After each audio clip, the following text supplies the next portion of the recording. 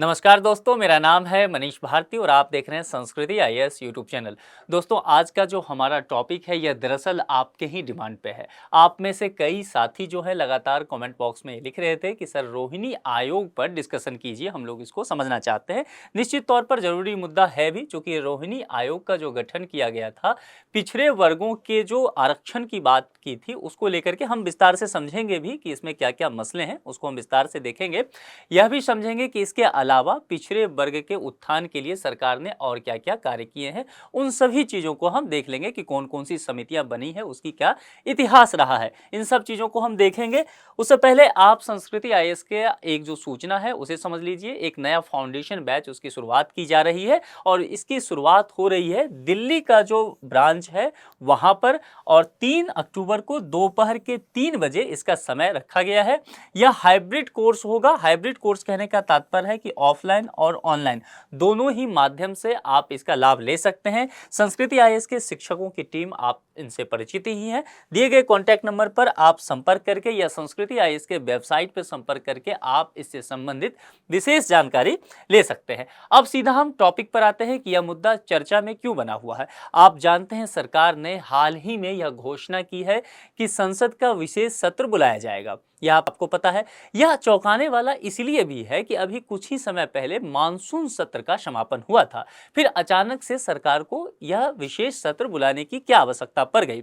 विभिन्न राजनीतिक विशेषज्ञ जो है विभिन्न तरह की बातें जो है बता रहे हैं, आशंका जता रहे हैं कि सरकार यह काम कर सकती है, यह कर सकती है, फलाने बिल्ला सकती है, क्योंकि सरकार के तरफ से अभी कोई स्पष्टीकरण नहीं आया है कि क्यों विशेष सत्र बुलाया जा रहा है। जिन सभी बातों पर अंदाजा लगाया जा रहा है उनमें से एक यह भी है कि रोहिणी आयोग, तो यह चर्चा चल रही है कि रिपोर्ट जो है वह सौंप दिया गया है राष्ट्रपति महोदया को रोहिणी आयोग का। अब यह अंदाजा लगाया जा रहा है कि क्या विशेष सत्र में इस पर चर्चा हो सकती है या नहीं, इस बात को हम डिटेल से देखेंगे। देखिए, रोहिणी आयोग की जो रिपोर्ट है, संसद के विशेष सत्र जो कि 18 से 22 सितंबर तक प्रस्तावित है। जैसे ही G20 का भी आप जान रहे सम्मेलन है, यह समापन होगा, उसके कुछ ही दिन बाद जो है यह रखा गया है।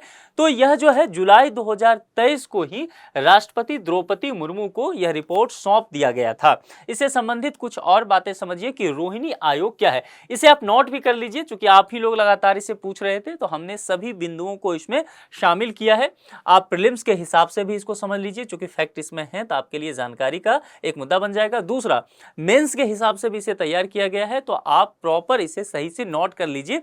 वैसे यह जो पीपीटी है यह आपको संस्कृति आईएएस के टेलीग्राम चैनल पर उपलब्ध करा दिया जाएगा, तो आप टेलीग्राम चैनल को भी ज्वाइन कर लीजिए। केंद्र सरकार ने संविधान के अनुच्छेद 340 के तहत 2017 में दिल्ली हाई कोर्ट की रिटायर्ड चीफ जस्टिस रहती हैं जी रोहिणी, उनकी अध्यक्षता में एक आयोग का गठन किया था। इस आयोग को कुछ कामकाज दिया गया था। वह क्या था कि ये जो है मुख्यतः 3 बिंदुओं पर अपनी रिपोर्ट तैयार करना था इनको। क्या क्या 3 बिंदु हैं उसे समझिए। पहला बिंदु है कि पिछड़ी जातियां, जो कि ओबीसी जिन्हें कहा गया है, इनके उपवर्गों में बांटने के लिए किन बातों की पहचान की जाए। पिछड़ी जातियां हैं, उपवर्गों में बांटना है, तो क्या क्या मापदंड तैयार किए जाएं, यह एक काम है। दूसरा, ओबीसी के अंदर करीब 3000 जो है जातियों में आरक्षण के असमान वितरण की पड़ताल करना है। यानी कि 3000 जातियां हैं। असमान वितरण कहने का तात्पर्य यहां है कि जो 27% आरक्षण दिया जाता है, उस आरक्षण में ऐसा देखा गया है कि कुछ वर्ग जो है, यानी कि कुछ वर्ग कहने का मतलब यहां पर कुछ जातियां, 3000 जातियां हैं, तो कुछ जातियां जो है वह आरक्षण का ज्यादा फायदा ले लेती है, और कुछ जातियां ऐसे हैं जिन तक आरक्षण ढंग से पहुंचता ही नहीं है। तो समावेशी समाज की जो परिकल्पना है वह कहीं न कहीं धूमिल हो जाता है। तो यहां जी रोहिणी आयोग का एक काम यह भी है। ओबीसी में समान लाभ के लिए बंटवारा करने का तरीका यहां समझ लीजिए। क्योंकि जितनी भी जातियां हैं, आरक्षण का समान लाभ सभी को पहुंचे, इसके लिए क्या है, बंटवारा किया जाएगा जातियों का। तो किस तरह से किया जाएगा, क्या प्रोसेस होना चाहिए, उसका तरीका बताइए। आधार फिर क्या रखेंगे। आप बंटवारा करेंगे तो कुछ तो आप मानक तय करेंगे कि इस हिसाब से हमने काम किया, तो यह आधार बताइए। मानदंड तैयार कैसे करेंगे, यह सब 3 बिंदु है, इस पर काम किया गया है। ठीक है, इन्हें शुरुआत में अपनी सिफारिश देने के लिए 12 सप्ताह का समय दिया गया था। लेकिन एक तो आप जानते हैं कि डेटा का अभाव तो लगातार रहता ही है, और दूसरा कोविड महामारी आ गया था। इसके कारण जो है इसका कार्यकाल बढ़ा दिया गया, और आयोग का कार्यकाल 14 बार विस्तारित किया गया। क्योंकि जो समय दिया गया था 12 सप्ताह का, यह कम पड़ गया, इसके तहत यह काम नहीं संपन्न हो पाया था, इसीलिए 14 बार इसे विस्तार किया गया इसके समय अवधि को। रोहिणी आयोग की सिफारिशें क्या हो सकती है? आप जैसा कि जानते हैं, मैंने बताया कि यह राष्ट्रपति महोदया को यह रिपोर्ट सौंप दिया गया है, यानी कि इस रिपोर्ट को सरकार अभी सार्वजनिक नहीं की है। यह जो है अभी चर्चा चल रही है कि संसद का विशेष सत्र जो 18 से 22 सितंबर तक चलने वाला है, उसमें इस रिपोर्ट पर बहस हो सकता है पक्ष और विपक्ष के बीच। यह बातें कही जा रही है, ठीक है। तो सार्वजनिक नहीं है तो एग्जैक्ट हमें नहीं पता है, लेकिन हम जिन चीजों को समझते हैं कि उद्देश्य क्या था, उसको आधार मानते हुए कुछ बातें करते हैं। इस रिपोर्ट को 2 भाग में विभाजित करने के लिए तैयार किया जा रहा है। दोनों भाग क्या क्या उसे देखते हैं। ओबीसी आरक्षण कोटा के समान वितरण को लेकर के है। पहली चीज तो यह था, स्पष्ट था, जैसा कि मैंने पहले भी कहा कि 3000 जातियां हैं, तो आप यह बताइए, आधार बताइए कि किस आधार पर आप इन्हें बांटेंगे ताकि लाभ जो है वह समान वितरण का हो सके। देश में अब तक सूचीबद्ध 2633 पिछड़ी जातियों की पहचान, यहां पर देखिए मैंने कहा आपसे कि 3000, तो वहां पर 3000 जब कह रहा हूं तो उसमें, और यहां कह रहा हूं सूचीबद्ध, तो यहां पर लिस्टेड ये है। बहुत सारी जातियां जो है जो लिस्टेड अभी है ही नहीं, तो यहां पर कंफ्यूज नहीं होना है। सूचीबद्ध 2633 पिछड़ी जातियों की पहचान, आबादी में अनुपात, यानी कि किन की आबादी कितना है, कितना परसेंट जो है किन की आबादी है, किन जातियों की, ताकि उस आधार पर तय किया जाएगा कि किनको कितने प्रतिशत आरक्षण का लाभ मिलना चाहिए, ठीक है। और अब तक जो आरक्षण का लाभ मिला है उसके आंकड़े और तथ्यों का ब्यौरा देना है, यानी कि अभी तक जो लाभ दिया गया है उस लाभ के आधार पर उनकी सामाजिक, शैक्षणिक और आर्थिक स्थिति कैसी है। अब यह कैसी है कैसे बताना है, आंकड़ों के हिसाब से, फैक्ट के आधार पर यह सब चीजें बताइए, तो यह काम किया गया है। अब इस संबंध में इससे पहले सरकारी प्रयास क्या क्या किए गए हैं उसको भी हम देख लेते हैं। देखिए, कालेलकर आयोग बनाया गया था। कालेलकर आयोग जो है पहला पिछड़ा वर्ग आयोग इसे कहा जाता है, और इसका गठन कब हुआ था? 1953 में ही। आजादी के ही कुछ वर्ष बाद इसका गठन कर दिया गया था। इसकी अध्यक्षता कौन कर रहे थे? तो काका कालेलकर इसकी अध्यक्षता कर रहे थे। इसने वर्ष 1955 में अपनी रिपोर्ट सरकार को सौंप दी थी। 53 में बनाया गया था, 2 साल बाद यह रिपोर्ट दिया गया था, और इन्होंने क्या कहा था कि केवल जाति को आधार बना लिया था, ठीक है। अब चूंकि केवल जाति को आधार बनाया, इसके कारण क्या हुआ था, सरकार जो है इनकी रिपोर्ट को अस्वीकार कर दी। सरकार का ऐसा मानना था कि यहां पर केवल जाति को आधार बना लेने से सैंपल साइज छोटा हो गया है, इसीलिए जो समान लाभ की बात की जा रही है उसकी परिकल्पना कहीं ना कहीं धूमिल हो जाएगी। इसीलिए आवश्यक है कि जाति के अलावा अन्य मापदंडों को भी इसमें शामिल किया जाए। इसीलिए कालेलकर आयोग की जो सिफारिश थी उसको स्वीकार नहीं किया गया था। इस बात को ध्यान रखना है, कभी विकल्प में आ सकता है तो आप ध्यान रखिएगा। उसके बाद मंडल आयोग बना था, और मंडल आयोग ने भारत के समाज को ऐतिहासिक रूप से बदला है। अब मंडल आयोग के बारे में काफी कुछ पढ़े लिखे भी होंगे, ठीक है। तो मंडल आयोग जो है वह द्वितीय पिछड़ा वर्ग आयोग इसे कहा गया। इसकी अध्यक्षता कौन कर रहे थे? तो बिहार के थे बीपी मंडल, वह इसकी अध्यक्षता कर रहे थे। और इसका गठन कब हुआ था? 1979 ईस्वी में हुआ था, और इसने 1980 में अपनी रिपोर्ट सरकार को सौंप दी थी। मंडल आयोग जो है क्या क्या कार्य की? तो भारत के सामाजिक और शैक्षणिक रूप से पिछड़े वर्गों को पहचान करने का काम किया। जातिगत असमानता और भेदभाव को दूर करने के साधन के रूप में आरक्षण पर विचार करने को सरकार को यह आयोग सिफारिश देती है। सिफारिश की देश की 52% ओबीसी आबादी को केंद्र सरकार की नौकरियों और उच्च संस्थाओं में 27% आरक्षण दिया जाए, जो सरकार ने इसका आधार बनाते हुए बाद में यह कार्य किया भी, इसे स्वीकार किया भी गया। काफी 90 के दशक की बात है, आप पढ़ते होंगे, आप पॉलिटी पढ़ते हैं तो उसमें आप इन सब चीजों को पढ़ते होंगे। काफी ऐतिहासिक निर्णय रहा था, भारतीय समाज को बदला भी, लेकिन इसको लेकर के काफी उग्र प्रदर्शन हुआ था। कभी हम चर्चा करेंगे, यदि आरक्षण की बात करेंगे तो निश्चित तौर पर ओबीसी वर्ग की हम बात करेंगे, और ओबीसी की बात जब हम करेंगे तो मंडल आयोग की मैं चर्चा करूंगा, फिर हम विस्तार से इस पर बात करेंगे। फिलहाल हम आगे चलते हैं।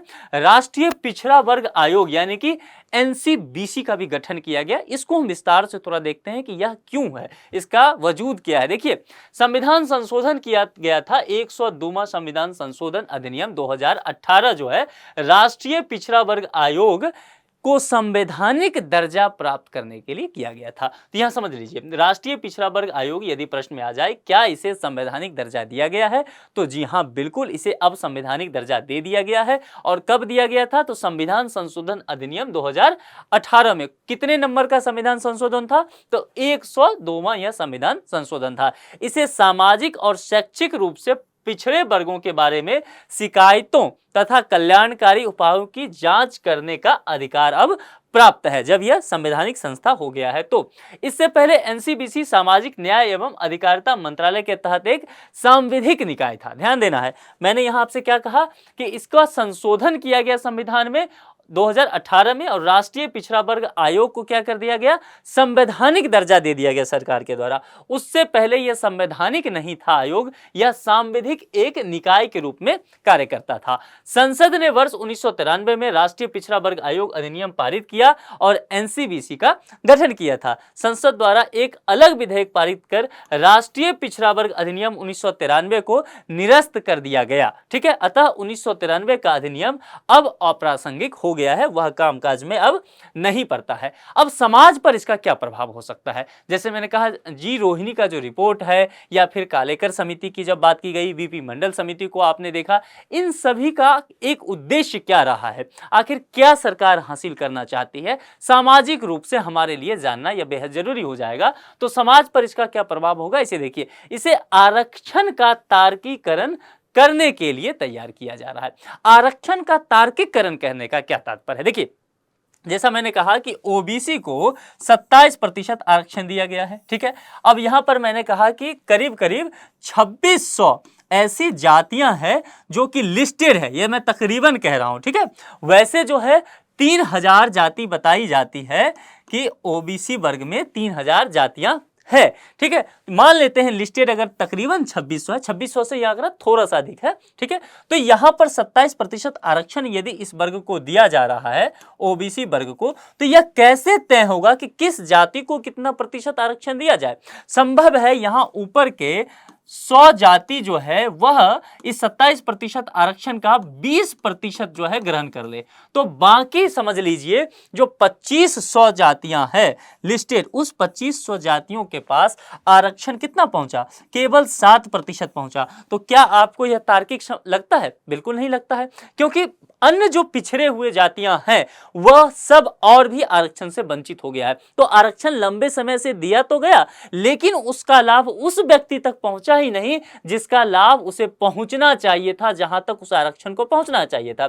इसलिए लंबे समय तक आरक्षण देने के बावजूद भी सामाजिक रूप से, शैक्षणिक रूप से यह समाज जो है वह पिछड़ा ही रह जाएगा। तो यहां पर तार्किकरण नहीं किया गया, इसीलिए कहा गया कि आप इसका उपवर्गीकरण कीजिए। उपवर्गीकरण कहने का तात्पर्य है कि मान लीजिए ओबीसी आता है, आप इसे तय कर लीजिए, आप इसे 5 भाग में बांट लीजिए, इन जातियों को देख लीजिए कि कितने जातियों का क्या है। जैसे 500 जातियां हो गई, तो 500 जातियां एक भाग में बांट लीजिए कि इनकी आर्थिक सामाजिक स्थिति एक जैसी है, 500 ऐसी है जातियां जिसका सामाजिक और शैक्षणिक स्थिति एक जैसा, ऐसे करके। तो यहां पर फिर आरक्षण को डिस्ट्रीब्यूट कर दीजिए। मैं सिर्फ एग्जांपल देने के लिए कह रहा हूं, यहां पर आप डिस्ट्रीब्यूट कर दीजिए कि 10% इनको देना है, 12% इनको देना है, जिनकी जैसी स्थिति उस तरह से आरक्षण दे दीजिए। उससे क्या होगा कि आरक्षण का जो लाभ आप दे रहे हैं 27% का, यह तार्किक नजर आने लग जाएगा। और तार्किक कहने का मतलब है कि जिसको जितने प्रतिशत का लाभ मिलना चाहिए वहां तक लाभ पहुंचेगा। फिर समाज में जो हम समतामूलक समाज की बात करते हैं उसका ध्येय पूरा हो पाएगा, यह कहने का तात्पर्य है। सरकार की कल्याणकारी योजनाओं का लाभ उचित लाभार्थी तक पहुंचेगा। पहला चीज क्या था कि आरक्षण को तार्किक कराने की बात की गई। दूसरी बात क्या कहा जा रहा है कि जो सरकारी योजना है, सरकारी योजना का लाभ उन लोगों तक पहुंच पाएगा जो जरूरतमंद है।